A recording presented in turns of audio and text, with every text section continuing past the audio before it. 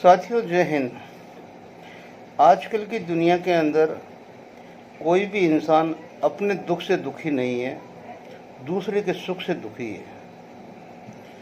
उसको अपने पाँव में लगी हुई आग दिखाई नहीं दे रही है, लेकिन दूर पहाड़ी पे जलती हुई आग नज़र आ रही है। उसके अपने घर में क्या हो रहा है उसको पता नहीं है, लेकिन पड़ोसी की घर की क्या क्या एक्टिविटी है वो 24 घंटे सोचता रहता है। उसके अपने बच्चे क्या कर रहे हैं, किधर जा रहे हैं, क्या उनकी प्रोग्रेस है, उससे कोई मतलब नहीं है। दूसरे के बच्चों से मतलब वो क्या कर रहा है, वो किधर था, क्या नहीं था, वो जाके उसके पिता को रिपोर्ट देंगे। कहने का मतलब मेरा यही है कि दोस्तों, आज इस युग के अंदर हम पता नहीं कौन सी मानसिकता में आ गए हैं कि कभी हम खुद अपनी खोज नहीं करते हैं, अपने अंदर की खोज नहीं करते हैं। बस हमें बाहर की दिखाई देती है, खुद की खोज हम नहीं करेंगे। हम कौन हैं, हमारा क्या हो रहा है, क्या नहीं हो रहा है। बस दूसरे की छोटी सी गलती मिल जाए, हम तिल का ताड़ बना के पूरे गांव में या शहर में, सिटी में, समाज में और देश में बदनाम करके तार कर देंगे। जय हिंद भाइयों, मैं आपका साथी वेटरन ओम प्रकाश जैसलमेर से। साथियों, 2-3 दिन से, क्योंकि मेरे तो वैसे भी कोई व्यूवर है नहीं, फिर भी अपना दिल बहलाने के लिए वीडियो बना देता हूँ, क्योंकि वीडियो देखता भी बहुत ज़्यादा हूँ।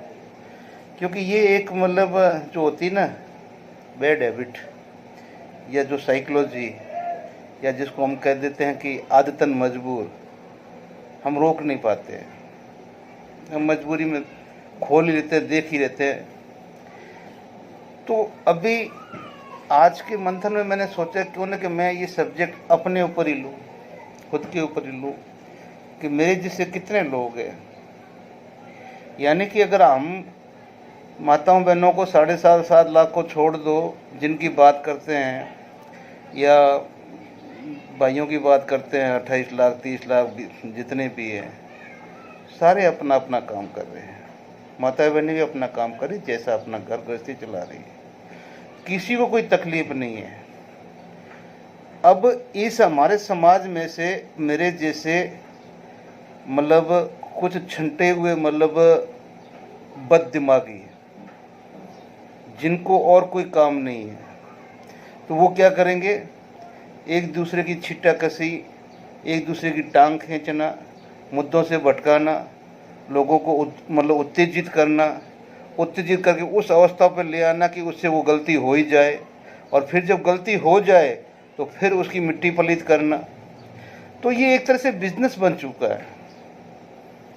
आजकल जो फालतू बैठा हुआ है, सीधे ही उठाओ, कैमरा लेके मेरी तरफ बैठ जाओ, वीडियो बनाओ, वीडियो बना के छोड़ दो, चलता रहेगा। वो बहुत मूर्ख है देखने वाले भाई, बहुत है भाई। किसी ज़माने के अंदर जब पूरा मीडिया हैक हो गया तो एनडीटीवी पे इतना विश्वास था कि भाई चलो एनडीटीवी को देखो, कुछ शोध की हुई खबरें मिलेगी। हाँ, मैं एनडीटीवी तो नहीं हूँ, लेकिन मैं जब भी अपना मंथन करता हूँ सही तथ्यों के आधार पे अपने आत्मिक परमात्मा को साक्षी रखते हुए बात कहता हूँ। अब देखो, एक कोई मास्टर जी है, वो सैनिक समाचार कोई चैनल चलाते हैं, 2019 का राजस्थान का एक वीडियो चढ़ा दिया और उसमें मोदी जी बोल रहे हैं कि कांग्रेस वाले नेताओं ने जिन्होंने जो कुछ भी ये क्या है क्या नहीं है वो कब का है, लेकिन 2019 से पहले का कोई वो एक वीडियो चढ़ाया और उस वीडियो को देख दिया 1 लाख के आसपास लोगों ने, लेकिन उसमें बात हो रही है 2024 की, और लोग कमेंट कर रहे हैं 2024 की, जबकि वो वीडियो उस टाइम का है 19 में, जब उन्होंने लोगों को फौजियों से वोट लिए कि भी तुम्हारे को और रुपये दिया, और जब कांग्रेस ने 5 करोड़ दिए थे तो उसमें मैंने देखा कुछ ग्राउंड में था नहीं, ये नहीं था, वो नहीं था। मतलब कि लोग देखते भी नहीं कि ये चीज़ है कब की। धन्यवाद है आपको, बहुत ही बढ़िया है। ऐसे जो सब्जेक्ट के अंदर कुछ है ही नहीं, बाहर के वीडियो जा रहे धड़ाधड़, 20,000 आदमी, 30,000 आदमी, 40,000 आदमी, 50,000 आदमी। एक हमारे बीच में आया था अपना सिविल से, ये जंतर मंतर जो हमारा शुरू हुआ था, दिनेश जैन करके। आज समझ लो, आप समझ लो मैं क्या बोलता हूँ, 1.5 करोड़ उसके सब्सक्राइबर है, 1.5 करोड़। और वो करता कुछ नहीं है, वो इधर से उधर की, इधर से उधर की, उसको सिर्फ सैनिक टॉपिक चाहिए और प्रधानमंत्री को गाड़ी चाहिए।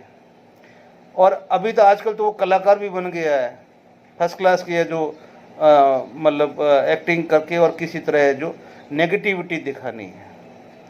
अभी 2 दिन में उन्होंने एक हमारे गुलाम हसन साहब को पकड़ के, जो आज से 50 साल पहले कभी फौज में हुआ करता था, तो हिंदुस्तान में भी हुआ करता था भाई। हिंदुस्तान में भी कोई भी किसी के बच्चे को गली मारते हुए थप्पड़ मारता था, जाओ अपने पापा को बोलो कि फलाने अंकल ने मेरे को थप्पड़ मारी है, ठीक है ना। और जो चीज़ें गुलाम हसन साहब ही बता रहे हैं, क्या उनको पता नहीं कि सिविल से एक 18-19 साल का बच्चा गया हुआ है, उसको एक तरह से पत्थर बनाना है, लोहा बनाना है, तो उसके ऊपर हाथ भी उठाना पड़ेगा और गालियों की बौछार से उसको इतना सहनशील बनना पड़ेगा कि उसके सामने कैसी भी कोई परिस्थिति आ जाए तो वो इतनी सहनशीलता को सहन कर सके। जब हम अपनी ट्रेनिंग के अंदर गंदगी, नालियों में, कीड़ों में से, गंदगी में से, गटरों में से, जब अपने हाथों से गटर साफ करते हैं, वो सब क्या होती है? ये सारी हमारी ट्रेनिंग का एक हिस्सा होती है। कोई उस्ताद खुशी से गाली नहीं देता, उसके भी माँ बहन बेटियां होती है, लेकिन उस उस्ताद को भी उस बोलता ना कि उस्ताद वो होता है जो एक बिल्कुल ही सच्चे सैनिक को तैयार करके उसको कैसी भी आफत आ जाए वो दिमागी तौर से विचलित नहीं होना चाहिए, कमज़ोर नहीं पड़ना चाहिए। और जिसकी ट्रेनिंग सही नहीं होती है ना, फिर वो पहले तो करते हैं सेवादारी खुद। अब उनके दोनों इंटरव्यू के अंदर एक ही चीज़ है कि जो कुछ करता है वो एनसीयू और जेसीयू करते हैं, यानी कि एनसीयू को कमांड मिली हुई है नीचे की, और जेसीयू अफसर और एनसीयू के बीच में, एनसीयू से नीचे वालों के बीच में एक कड़ी बन गया। तो उनका दोनों इंटरव्यू उसी के ऊपर डिपेंड है। बहुत अच्छी बात है साहब, आपने बोला, मुबारक है आपको, बहुत मुबारक है। लेकिन मैं आपसे एक सलाह दूंगा साहब, ये सब कहने से पहले अगर आप अपने सेंटर का एक दौरा करके आ जाते कि आज की रिक्रूट की हालत क्या है, आज का रिक्रूट कैसा है, आज के रिक्रूट का रहन सहन कैसा है, खाना पान कैसा है, उसका टाइमिंग कैसा है, उसका टाइम टेबल क्या है, तो पता चले आपको। और अभी जो हाथ उठाने वाले जो अधिकारी या जो है ना, कितने अधिकारी है, ठीक है ना, डायरेक्ट सीधा आर्मी एक्ट 16 में ही घर चलो, उनके ऊपर कोर्ट मार्शल भी नहीं बैठता है। एविडेंस के साथ में अगर प्रेसिडेंट को भेज दिया जाए तो चीफ ऑफ आर्मी स्टाफ भी रिकमेंड कर देता है, ठीक है। तो 18 है, आर्मी एक्ट में प्रोविजन रखा हुआ है, जहाँ जरूरत ही नहीं है एविडेंस की। अगर उस तरह का कृत्य किया है तो जाओ अपने घर पे, चाहे अफसर हो, चाहे जवान हो, चाहे जेसी हो। लेकिन यार ये क्यों नहीं बोलते हैं कि जब ड्यूटी फटी सब माफ करवानी होती थी तो आप हर काम करने के लिए मजबूर होते थे, मतलब कि आप तो मतलब वॉलंटियर होते थे, प्लाटून हवलदार से सिपाही लगाते थे। अब एनसीयू खराब हो गया, जेसीयू खराब हो गया, और वो जो वीडियो धड़ाधड़ जा रहे हैं। अरे भाई, अगर तुम्हें मांग करनी है तो ये मांग करो कि भाई आर्मी का ऑपरेशनल डिपार्टमेंट छोड़ दिया जाए। अब तो मीडिया ही वो है नहीं तो क्या घंटा लाएगी अंदर से बाहर? मीडिया ही नहीं है तो क्या लाएगी? लेकिन हाँ, ये पॉइंट है कि अगर ऑपरेशनल साइड छोड़ के जितना भी एडमिनिस्ट्रेशन साइड जितना भी है उसके अंदर बेधड़क मीडिया जाके कभी भी छापा मारे, दवा बोले तो सारी असलियत सामने आ जाएगी। लेकिन ऑपरेशनल मामलों से मीडिया को आउट होना चाहिए। सेना क्या काम करेगी, कैसे करेगी, क्या उनका प्लानिंग है, उससे उनको कोई मतलब नहीं है। लेकिन कैसा उठना है, बैठना है, खाना है, पीना है, दिनचर्या क्या है, क्या नहीं है, क्या मिलता है, क्या नहीं मिलता है, कैसा मिलता है, क्या रोज़मर्रा है, क्या खर्चा है, ये होना चाहिए, ठीक है ना। फिर अभी हमारे 2 रंगे बिल्ले, उन्होंने तो अपनी कसम खा ली, 13 महीने तो उन्होंने निकाल दिए, इन्होंने 13 महीने निकाल दिए। उधर जिनको साहब का और 95 साल का परकट जबते जबते आप लोगों का उसका भी जो फरवरी से पहले का पहला उसकी सब्सक्राइबर देख लो क्या थे, और आज 2-3 चैनल चल रहे हैं और फर्स्ट क्लास है। उनको भी तुम सोच रहे हो कि तुम्हारे को नहीं, मैं ठोक के बोल रहा हूँ, उनको भी अपना वही चल रहा है, ठीक है ना। उसको भी अभी अपना 1 करोड़ होने वाला है, ठीक है ना, तो वो भी चल रहे हैं। और कितनी बढ़िया, उनको तो कहीं जाने की जरूरत ही नहीं है। जब ये डिबेट करनी है तो रंगा तू आ जा, बिल्ला बोलेगा रंगा आ जा, रंगा बोलेगा बिल्ला आ जा।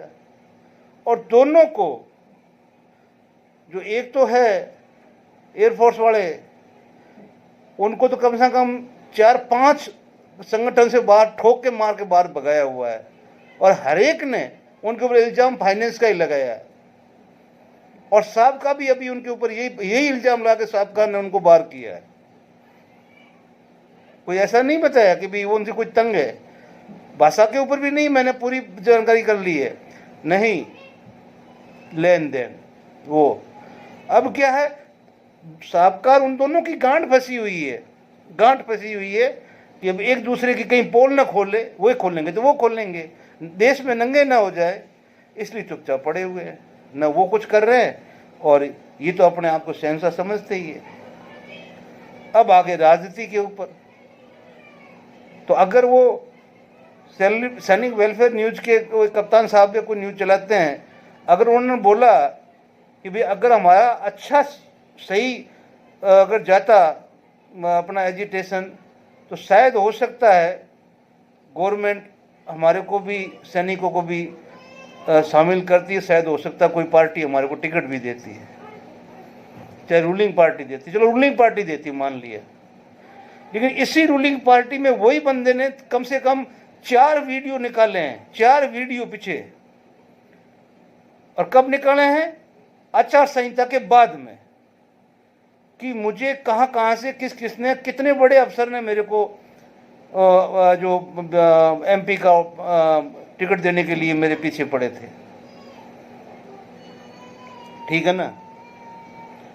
अरे ये जनरल साहब,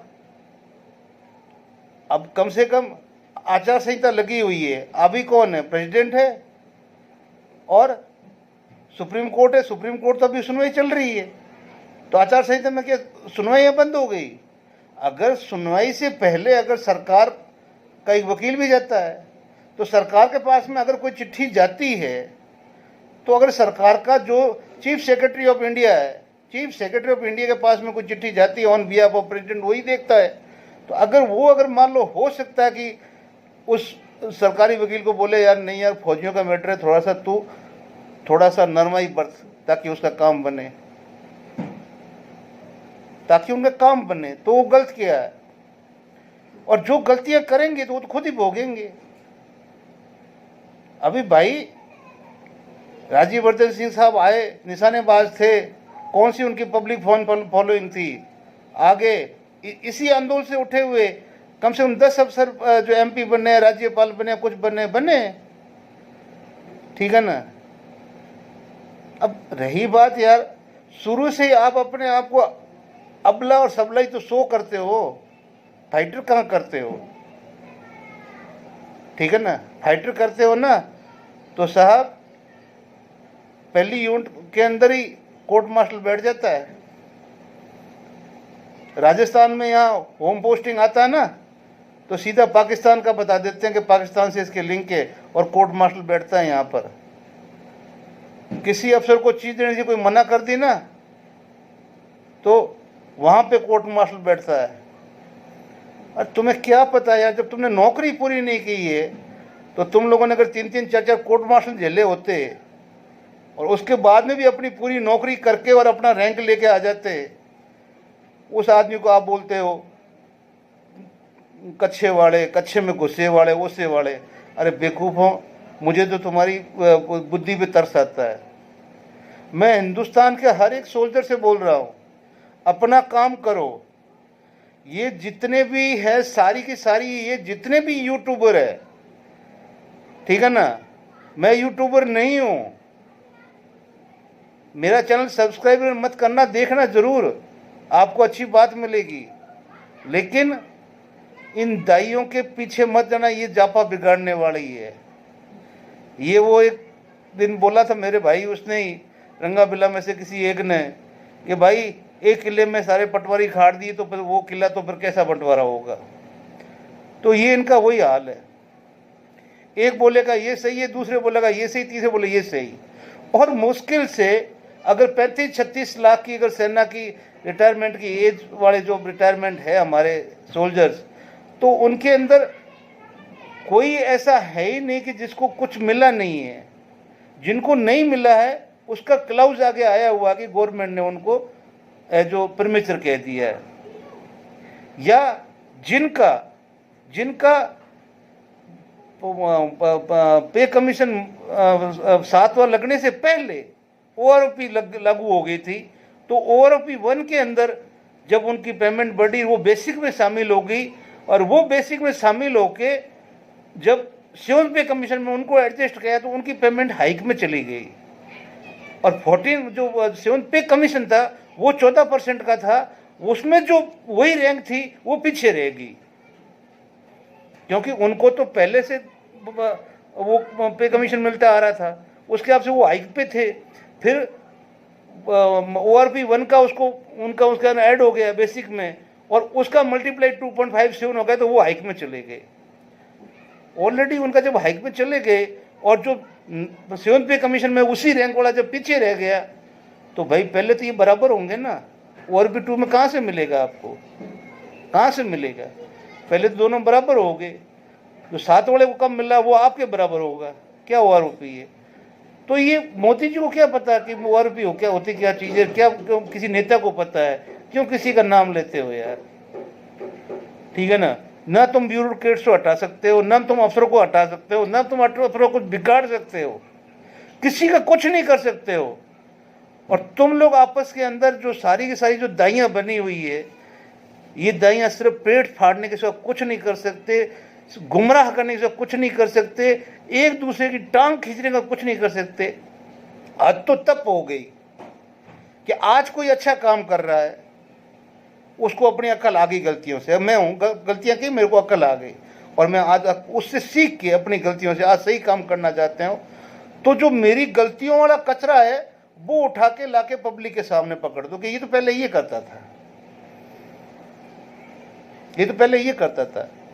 अरे करता था मालिक, करता था, लेकिन अकल आई ना, अब नहीं कर रहा है, अब उसको सही काम करने दो।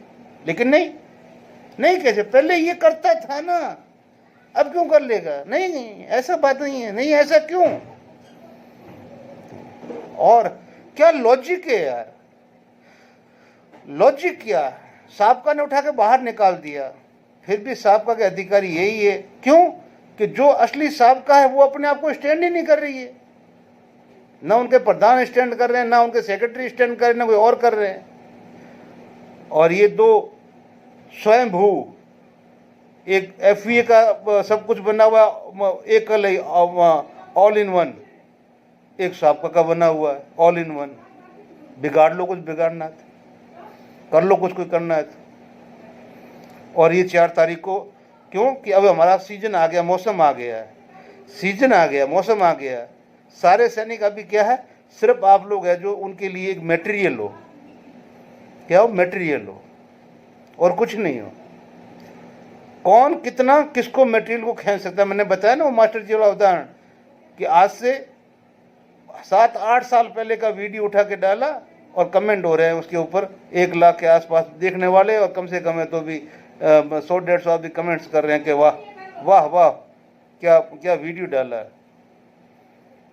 कहने का मतलब ये है कि आप सिर्फ जो अभी गूगल मीडिया ये सॉरी अपना जो ये गैजेट के ऊपर जो उंगलियां घुमाते हो ना, तो सिर्फ चारा हो आप उनके, आपको चारा बना के उनको अपना आराम से अपनी पेंशन से ज़्यादा वो गूगल से कमा लेते हैं।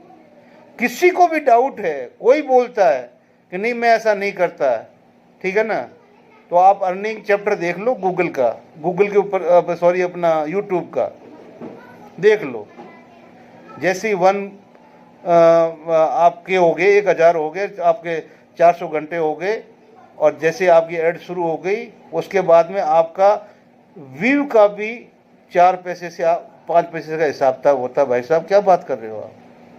जितना डाटा आप कंज्यूम करवाओगे, जितना डाटा कंज्यूम कराओगे, उसका भी आपको साल में एक बार उसका भी मिलेगा कि साल में आपने डाटा कितना कंज्यूम करवाया है।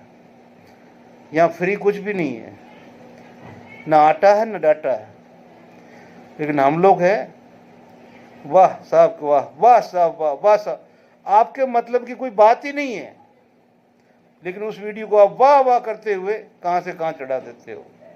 धन्य है भाई, आप लोगों को बहुत बहुत धन्यवाद है, ठीक है ना।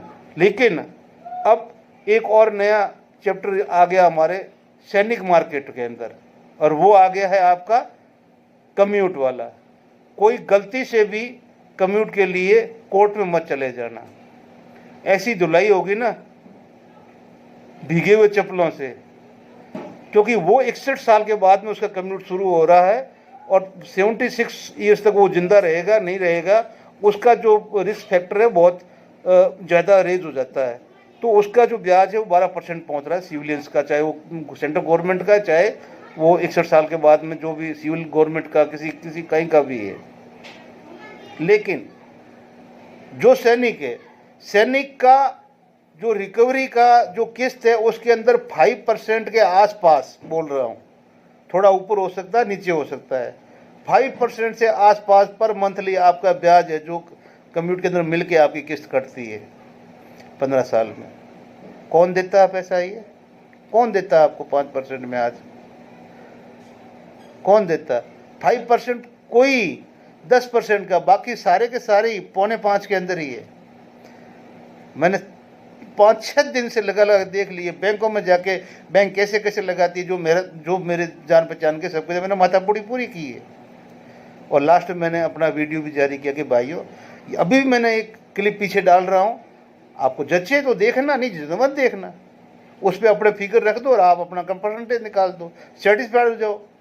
नहीं जाओ सबको 20-20, 25 दे के वकील करो, वकील करके कोर्ट में जाओ, और फिर आप जो ले लेना पूरा ही, ठीक है ना। गवर्नमेंट ज़्यादा से ज़्यादा ये कैसे, अरे आपको तो 7-8% का लोन से भी सस्ता पैसा आपको मिला हुआ है।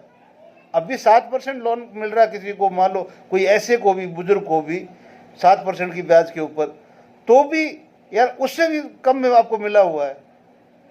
15 साल के अंदर एक ऑनरी कैप्टन का 1 रुपये के ऊपर 71 पैसे वसूल होते हैं। मूलधन 1 रुपया, 15 साल में 71 पैसे उसके ऊपर वसूल होते हैं, समझे आप? 71 पैसे, यानी कि 1 रुपये का 1 रुपया भी 15 साल में गवर्नमेंट ने नहीं लिया आपसे। और आप हो कि हम तो कोर्ट में जाना, जाइए भाई। जय हिंद, जय भारत। सैनिक भाइयों, दोबारा मैं एक बार ये काउंटिंग भेज रहा हूँ। कोई किसी के चक्कर में, किसी के भी चक्कर में ना आए, ना वकील के, ना यूट्यूबरों के, ना एक्सपर्टों के। हमारी और सिविलियंस की गिनती अलग अलग होती है, अलग अलग स्टैटिक मैथमेटिक्स है, अलग अलग हिसाब से हमारी ब्याज दरें हैं। एक सिविलियन 60 साल करने के बाद में, चाहे वो कितना ही बड़ा अधिकारी है अब या कोई भी है, उसकी 60 साल की नौकरी की एज होती है, और वो 60 साल के बाद में जब 61 के पहले बर्थडे के ऊपर उसका कम्यूट शुरू हो जाता है कटने के लिए जो मिलता है।